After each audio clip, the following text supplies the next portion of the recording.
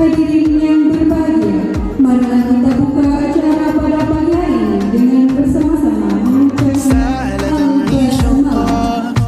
يا حبيبي إلهي فارض قلبي عشقا بالصلاة عليه طارت روحي حبا في المنام إليك رام كل قربا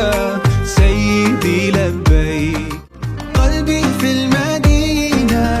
وجد السكينة قال يا نبي السلام عليك قلبي في المدينة وجد السكينة محمد صلوات الله وسلامه عليك يا رسول الله صلوات الله وسلامه عليك يا حبيب الله صلوات الله وسلامه عليك يا رسول الله صلوات الله وسلامه عليك يا حبيب الله